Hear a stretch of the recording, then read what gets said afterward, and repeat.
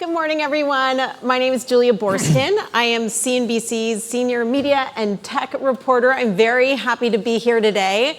I came down here from San Francisco, where I was just reporting on Spotify's earnings this morning, and I'll be back up there for Snaps this afternoon. So this is a welcome respite and an opportunity to look at the future in between the sort of insanity of quarterly earnings results. But I've really enjoyed looking at the future through the lens of CNBC's Disruptor 50 list, which I created over 10 years ago. So I'm very excited to be here today with three fantastic guests who each have their own lens of looking at futuristic technology through their work right now. First, here next to me, we have Sam Jordan, who's a Roblox fashion designer and has had massive success for many years now.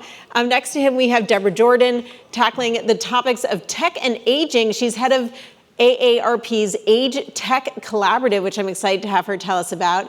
And in the esports space, John Robinson, COO and president of the brand 100 Thieves, which is an esports brand and also a very popular apparel brand. Thank you three for being with us here today. And I think this is a perfect opportunity to look at some of the research which was brought up through Dentsu's Vision 2030, which the research highlights how technology is integrating into all sorts of different parts of our lives that before now were tech-free, totally natural, and now we're seeing tech really infiltrate all these different parts of our lives. Dentsu calls this trend the emergence of the synthetic society, and really looks at how technology is deeply integrated with what we eat, how we dress, how we play, and even how we are managing aging. So I want to talk about this and also figure out how we're all going to navigate some of these challenges. But just to put this in context of my world, the business world, which I think is also relevant to you here, this morning with Spotify's earnings and with Snap's earnings, and then tomorrow with Meta's earnings and Google coming on Thursday, one thing that I'm hearing a lot about as a business reporter is A, cost cutting, and B, the advertising market. What's happening with the advertising market? Are we seeing brands pulling back? Are we seeing some questions about where ad dollars should be spent right now in light of inflation, concerns about consumers pulling back, and also recessionary pressures? And this morning, as I interviewed Snap's CFO and CEO and heard about their ad business, which is obviously a smaller but growing part of their business, they said, we don't know what's going to happen in the ad market, but we do feel good about our ad options and feel good about our ability to draw dollars over from some more traditional ad platforms, such as linear TV. And I think looking ahead, it's going to be really interesting to see how all of these platforms not only describe the ad market, but also how their high-tech offerings fit into things. One thing we were talking about a little bit off stage, which we'll address a little bit later, is ChatGPT and generative AI. And everyone's trying to figure out how all of these new technologies are not really something that's 10 years down the road, like the Mark Zuckerberg vision of the metaverse, but what is happening here and now. So that's why I think you three panelists are so perfect to address the combination of the futuristic and the present. And I thought we should start off by having you really explain what it is that you're doing and how you are addressing this world. Why don't you kick it off? Yeah, definitely. Thank you, Julia. My name is Samuel Jordan, and I'm one of the top-selling digital fashion designers on Roblox. I spent the last 10 years on Roblox just learning how to make experiences and clothing and items people can really enjoy and engage with. In the past 2 years, I've sold over 30 million digital items that people get to wear and get to express themselves with. I've also gotten to work with a lot of amazing partners. I designed collections for Stella McCartney and Burberry when they came to the Roblox space. I got to partner with Karlie Kloss, and I got to dress Elton John when they came to Roblox. And I've really just spent my time thinking, how can we spend our time better digitally? You know, people come to Roblox largely as a social space to hang out with friends. Older generations would go to the mall. Growing up, I would go on Roblox. And you just see that trend continue to grow where people spend more and more time digitally hanging out. And I try to think, how can we make that a better experience for people? It's so amazing. Before we move on, I just want to dig into this a little bit because I feel like I just can't emphasize enough tens of millions of items that you've designed and people have purchased for their virtual avatars effectively to wear. Can you just give us a little bit of insight into why people are deciding to spend this kind of money and also how they decide how they want to dress themselves and how that draws them to your products. Yeah, definitely. So when you design your character, it is a form of communication. You know, when you hang out digitally, you lose a lot of communication. You lose nonverbal communication, you lose tone. So your avatar is the first thing players see. If you feel angry, if you feel sad, if you feel lonely, you dress your character differently. You're trying to express to people who's your in-group, who do you like, and who you want to talk to. And I try to spend my time thinking, if you want to express different things digitally, how do you need to look? What items do I need to make? What do you need to wear?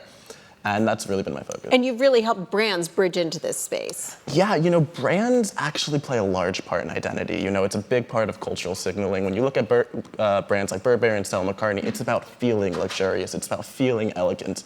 And how do we make people have those emotions when they're spending time digitally? So interesting. Tell us what you're doing with AARP. Okay, so completely different dynamic. So, you probably know AARP. I lead design thinking marketing for the Age Tech Collaborative from AARP. And the Age Tech Collaborative is an ecosystem that we've built with, right now we've got 76 startups, and we just onboarded a class yesterday, and we'll do that 4 to 6 times this year. Enterprises, test beds, and investors. And they've all come together to tap into the $8 trillion longevity economy. So it's a pretty big number. And for us, we see startups and their technologies as a way for the future. When you think of AARP's mission is to empower people to choose how they live as they age. We're living longer, and technology is a key enabler for us. So the over 50 crowd that AARP focuses on has embraced technology, some more reluctantly than others, but they have embraced technology. So our startups bring technology solutions in the area of caregiving, smart home, health, wellness, fintech. You know, again, people over 50 want to stay in their home. They don't want to outlive their money. So the startups that we bring into the fold have technologies to enable them to do that. Technologies like, this is one of my favorite, it's a toilet seat that monitors your heart rate, your blood oxygen. You're not asking someone to change their behavior. They're gonna go to the toilet. So we think it's important to have these technologies to allow people to do the things that they want to do as they age. And so do you think there's a misperception about the way people who are older are interacting with technology, and a missed perception of the amount of opportunity, especially from a sort of value creation standpoint? Yeah, there really is. We have some data that shows that 68% of people over 50 don't think technology is designed with them in mind. Good technology works for everyone, universally designed. But only 5% of ads show older people interacting with technology, and when they do, it's typically them needing help. 97% of people over 50 have smartphones. And admittedly, they are not optimally using them, particularly when you get to 70 and above, but they're engaging with technology. We talked about this. Grandmas are playing games online. 50% of grandparents are gamers, and of that 50%, 65% are grandmas. So again, they're really engaging with technology, and we think there's a great opportunity that's sort of missed because of preconceived notions about how older people are engaging with technology. So interesting. John, tell us about what you're doing at 100 Thieves. Your background is video games, but you've really expanded from there. Yeah, 100 Thieves is probably somewhere in between the Roblox generation and AARP. Yeah, so this is a really well-designed panel here. The best way to think about 100 Thieves is we're an esports and gaming organization. So part of our business, we look a lot like the Lakers, but for video games. So we have Call of Duty, League of Legends, a number of professional teams. We were the Call of Duty World Champions last year.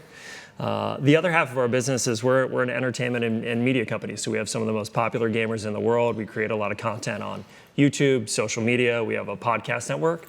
And our business is really driven by working with brands, and the gaming community can be a little cynical and judgmental, and we really try to work with big brands to kind of bring them into the gaming space, and we give them credibility, and we kind of help them tell their stories authentically by partnering with us. For those in the audience who are not familiar with the scope and scale of esports, can you put it in context of how passionate and devoted your fans are, and maybe compare them to some of the way people think about fans, whether it's the NFL or NBA? Sure. So I mean, 100 Thieves, we have about 150 million fans around the world. So, we compare very favorably, certainly larger than kind of like domestic baseball teams. And we look more like a Real Madrid or a Manchester United, like a global sporting franchise. The biggest esports events in the world, last year, the League of Legends World Championship had 75 million viewers. So we're talking about things that are exceeding, again, like some of the biggest traditional sporting events in the world. And when we go to events, we're typically selling out things like the Staples Center or Madison Square Garden as people come to see 100 Thieves and the other top teams. I mean, that's amazing. I just feel like I can't stress this enough. You're selling out Madison Square Garden, and 100 Thieves may not be a household name the way that the Lakers is a household name, but at the same time, you have this global appeal, incredibly devoted fans. And I actually want you to explain a little bit about the popularity of your apparel, because I think that really supports the brand awareness and commitment you have from your fans. Yeah, so we have a really interesting origin story. Our founder actually is a little bit, he's kind of like the Michael Jordan of esports. He was a world champion, Call of Duty player, and then he became a very famous YouTuber.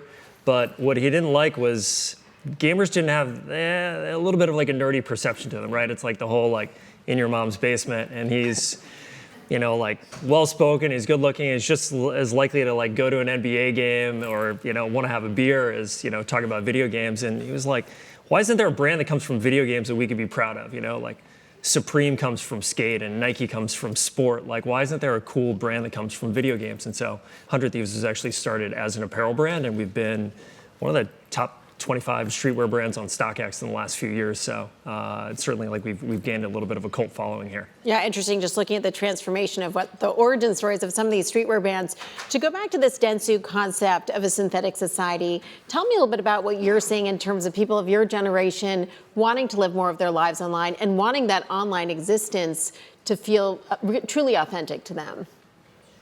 I would start with you, Sam. Oh, yeah, you know, people, they're just you see the way people are spending time online changing. It's not, it used to be you go online for a purpose, you know, you're looking something up. Now it's you go there, it's just to hang out. And what I've noticed is people are making memories digitally that are just as impactful as things they're doing in their physical life. I like to give this example. I hosted a listening party for Grammy-nominated artist Poppy, and the idea was she would sing in my game for my players, and I wanted to know, does her music taste fit my players? So I asked my audience, what was your first concert? You know, it's an ambiguous question.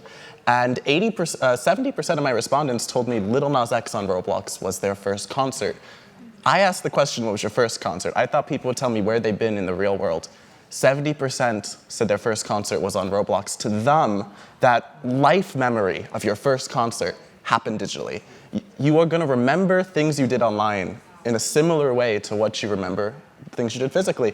And that is a change I've observed, and I think it's something we should be really aware of, that people are forming life memories in new ways that they didn't in a past generation. Yeah, it really seems like a transition here.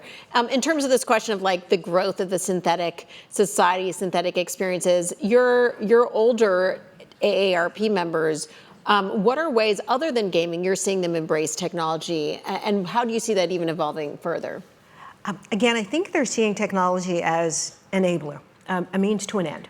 So whether it is leveraging voice in your home, and I think the adoption with voice technology with the older adult population is very similar to just general population. So it is things that, back to staying in your home, they want to age in their home. So if that means I have some sort of smart thermometer, smart doorbell, we've got a startup called Labrador that has an assisted robot. So the idea of some sort of technology that's it's not about the technology, it's about what it's doing for you. So we often say when we're working with our startups, think about less about the technology, but what it means for an older adult who wants independence and freedom and mobility. And when you frame things that way, and less about the technology. So Labrador is someone that's gonna help you move things around the house so you don't have to call your son or your daughter. Does it look like a Labrador? No, unfortunately not. I wish it did. But that's just one of the many. So when we look at startups, those are the sort of solutions that we're looking for.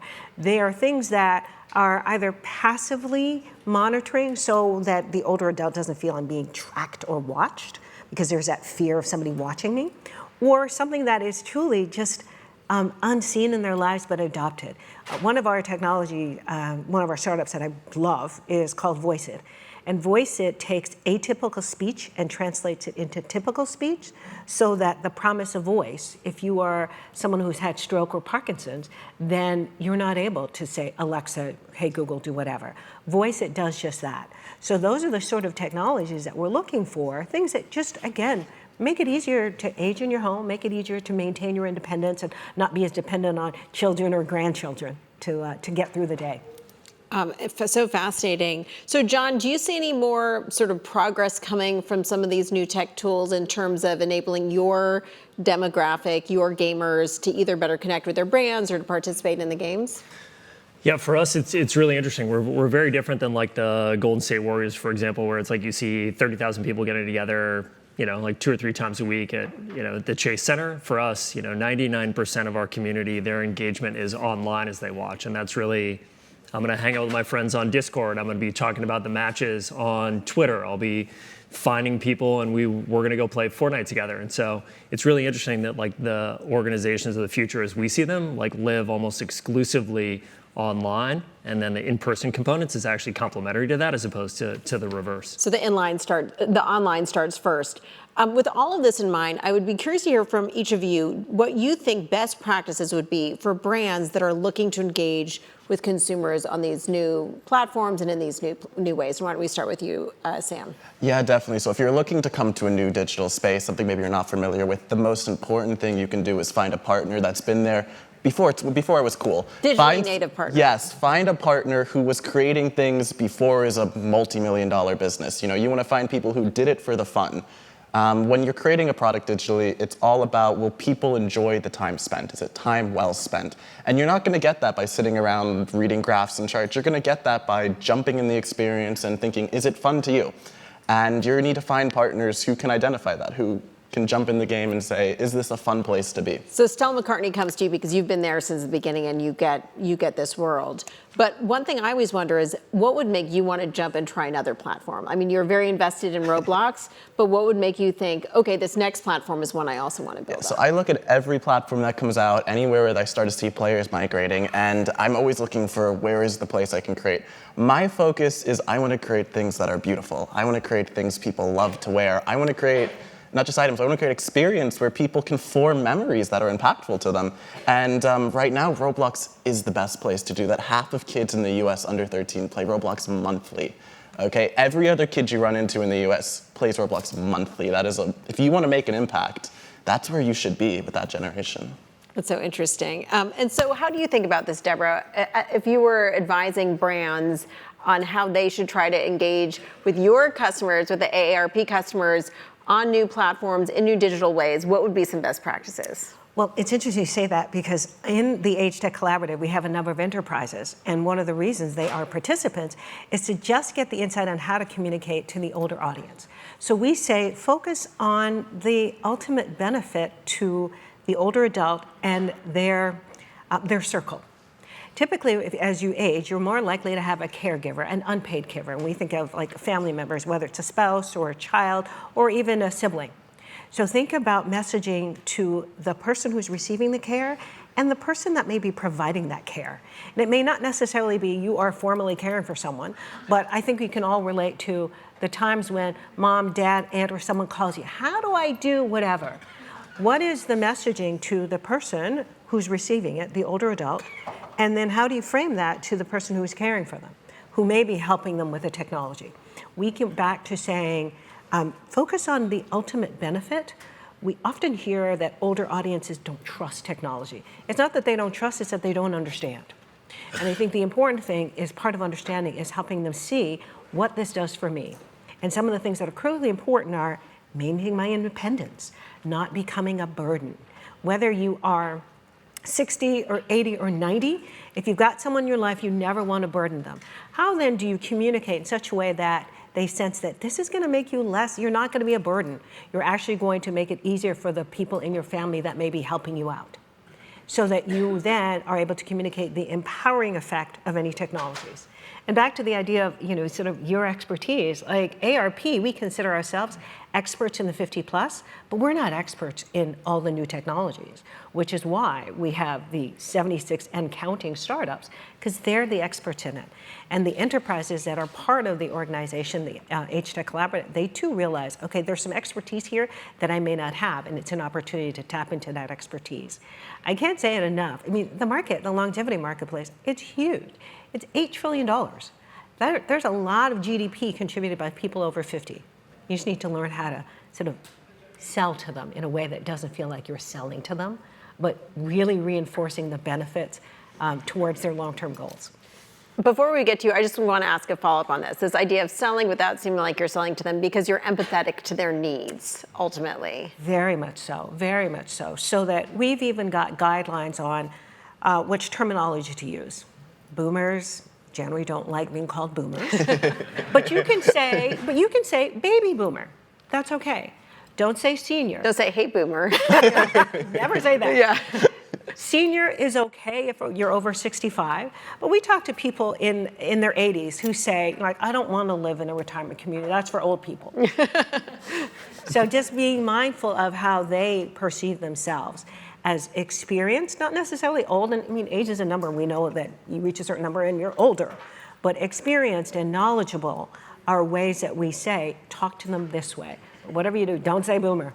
Do you think this next generation of people over 50, over 65 is more prickly about being called old or being sort of treated as like seniors than the prior generation was? Very much so. Our research suggests that every generation thinks older is 10 to 15 years older, and the younger people now, older is 20 years older.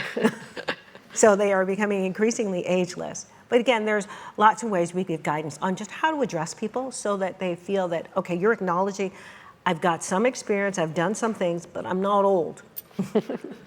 John, what are you saying, or what would your advice be to brands wanting to connect with your demographic, a demo which may be spending more time playing games than watching TV and television commercials?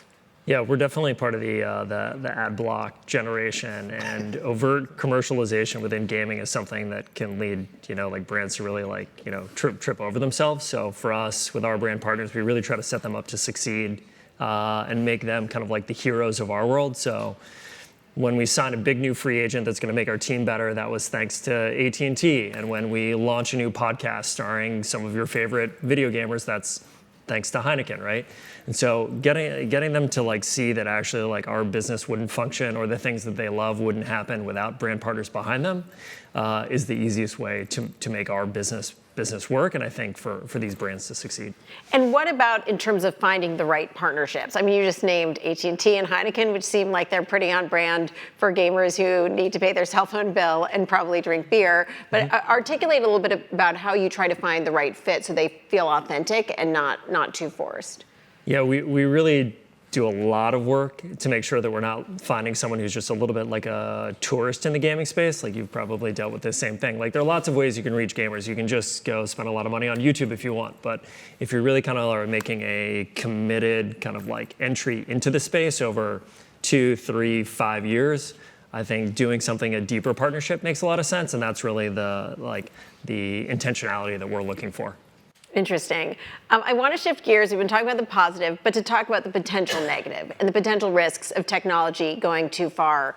And we were just backstage talking a little bit about ChatGPT and generative AI and what the potential impact of that would be. But in each of your respective fields, whether it's with the 20, 30-something-year-old gamers or the teens and kids in Roblox or seniors, I will call them seniors, in AARP, curious sort of what the risk is of technology either not working or backfiring and going too far. I'm curious what you're saying from your perspective, having worked in this field for so long. Yeah, definitely. I grew up homeschooled, so I didn't have many opportunities to socialize with people my age. And Roblox was my outlet where I could go and make friends and hang out with people my age.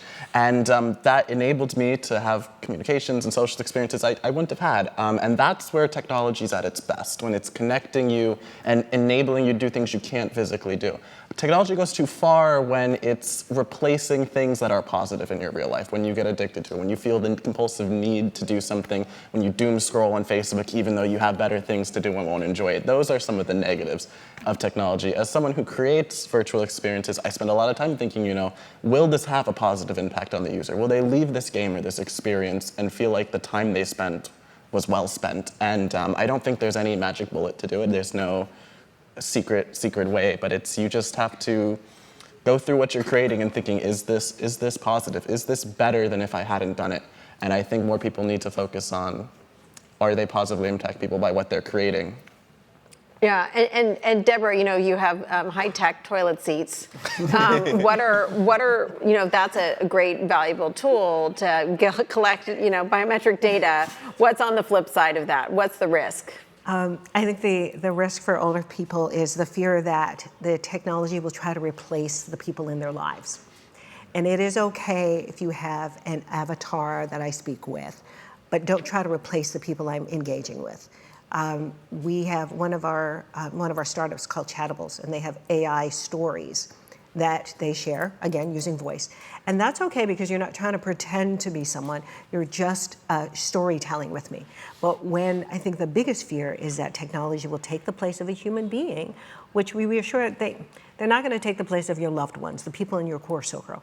We think technology is a way to make the people in your core circle more efficient, using AI, but they're not going to take the place. I think that's a big concern when it goes too far. Or if it's just high maintenance, and I can't think of any other way to describe it, but something where I have to plug it in or reset it all the time. That's actually a pretty high hurdle for an older audience. When you think of battery life, and I think we're comfortable with plugging in the Apple Watch and so on, those become burdensome for an older audience. So things that are either, like I said, either trying to replace a human being or just require a little bit more in terms of maintenance, because that's often done by somebody else in the family, which translates from the older person, then I'm becoming a burden, I am troubling them, which is not what they want to do. What's your risk? Are your gamers skeptical of technology at all, or do they want it as much as possible? They want as much as possible. The one thing I actually wanted to touch on is like the flip side of these amazing online communities is actually really the toxicity that sometimes you see.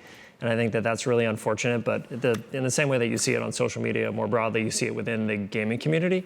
And I think for us, it's like we feel a huge amount of responsibility to try to create like a more positive and a more optimistic and a more inclusive gaming community, because we are so young in kind of like the evolution of this industry. So yeah, we think a lot about our tone and how we talk about it and how we think about including women and having some of the most popular female gamers in the world as part of 100 Thieves.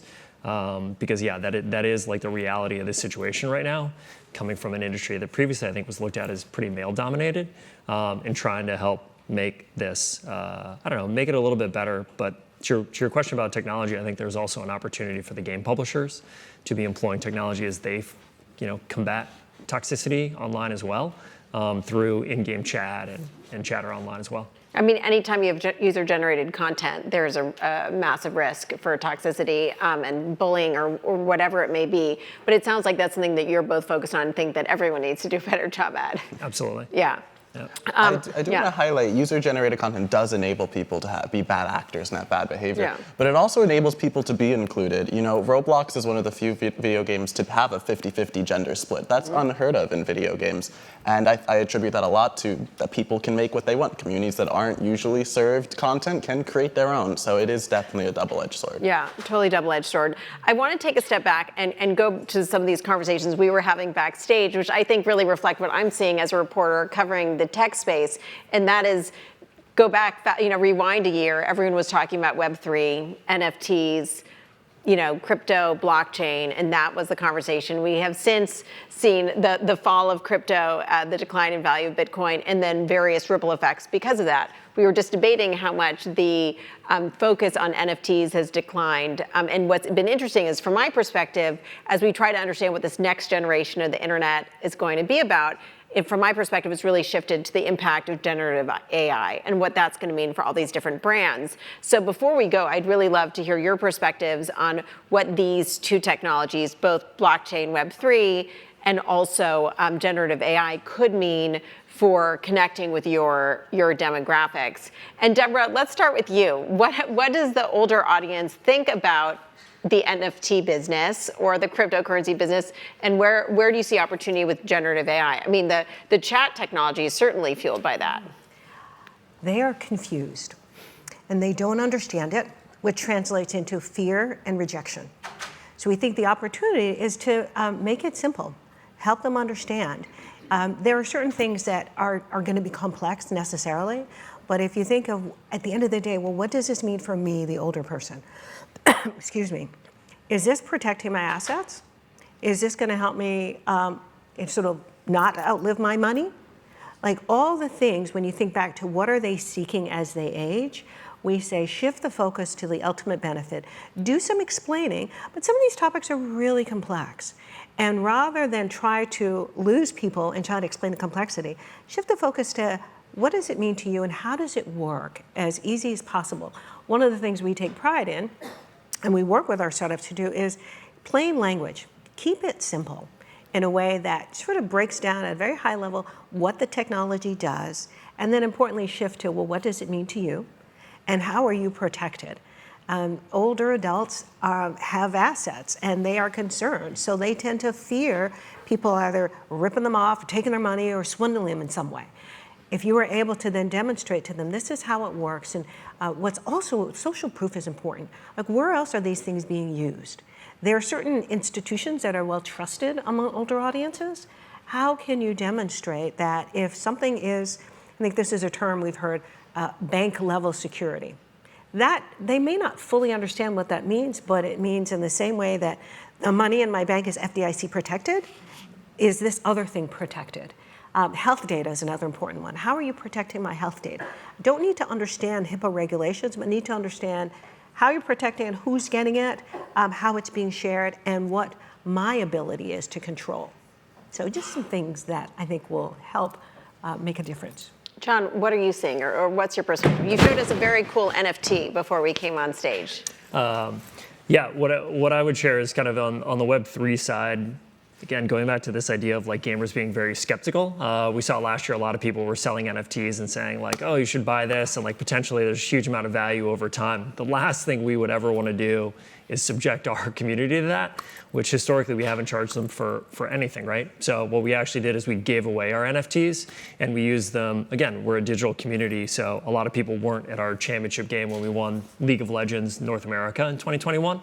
So they didn't have like a ticket stub that they could show for the future. So instead we did an NFT and we gave it away, and it's one of the most popular NFTs right now on OpenSea, because we just said, come along with us on this Web3 journey, collect this, build your wallet, we'll see where this goes, without this idea of utility or value or speculation, where I think a lot of gamers would have been questioning, like, what are the motives here? But you giving that away ended up serving as marketing for 100 Thieves. Absolutely. And in terms of generative AI, I think we're pretty excited about this as well, because historically, EA, Activision, the largest publishers, have spent tens of millions or hundreds of millions of dollars making games. A huge, huge component of that cost is having thousands of artists working on these beautiful immersive experiences.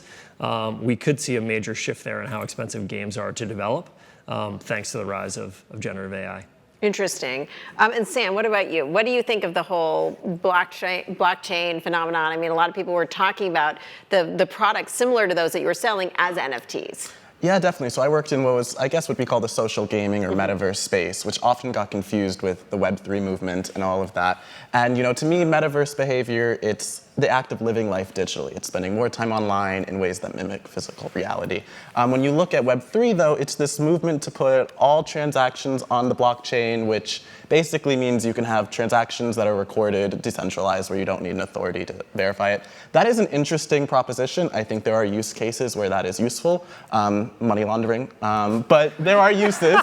But it's turned in practice into turning everything into a financialized asset. This speculative bubble. If you put NFTs in game, people can resell assets you've given them, and now they have this weird secondary market where everything's financialized. And I've actually seen pushback from consumers where if you're playing a video game and it's a structured economy, you don't want everything to be a financialized asset. You don't want your skins in the game to be worried about their value. Like, these things can exist, but I definitely have seen pushback and implementation to the way it's tried to, the Web3 movement has tried to turn everything into a financialized asset. Some things should just be experienced. Some things should just be felt. And so what about this whole rise of generative AI and ChatGPT? Yeah, so ChatGPT and generative AI has the ability to create a lot of creative destruction in the economy. It's the ability to aggregate data efficiently, and it doesn't create new ideas that well, but it does help repackage old ideas, and it can replace a lot of jobs. And I think companies that learn how to use it to replace a lot of human activity are going to get ahead. They're going to become more efficient. And I think a lot of people aren't ready for, I don't know how long the timeline will be before AI gets good enough to replace a lot of information gathering jobs, but it will get there. And as a society, we need to plan and think, how should we best use it? How can we respond to the fallout of people being unemployed from a lot of jobs not being needed anymore? Yeah, and I think we're just starting to wrap our head around that. Before we run out of time, we have 1 minute left. I'm going to do a kind of quick lightning round because you're talking about Dentsu's Vision 2030 research. I'd love each of you to look into your crystal ball and tell me what technology you think we could be talking about in the year 2030. And I'm going to start with you, Sam. Yeah, I think the biggest change is just going to be people's perception to technology. Right now, there's a lot of fear and mysticism to a lot of things being automated, but that is going to become the norm. More things are going to shift towards automation and towards AI, and I just think we should be prepared to how to positively interact with these things, how to respond to their externalities. Deborah, 2030, where are we? More technology that enables older people to not be isolated, to connect with their families, but without having to physically be present and still have a really, really immersive experience beyond FaceTime or Zoom. Yeah, I think from a gamer's perspective, I think 2030 is going to be really interesting because I think we went from playing against AI to now spending a lot of time with other humans online and in-game. And I think by 2030, we're not going to be able to realize what's the difference between those two. That sounds scary and also kind of exciting. So that's a perfect transition to our next panel. It's going to be a discussion on what's next in the metaverse and Web3. We got a little taste of that here, moderated by Phoebe Connolly with the Washington Post. So please join me in welcoming Phoebe to the stage. We'll introduce our panelists and thanking our amazing panel and panelists for being here today. Thank you.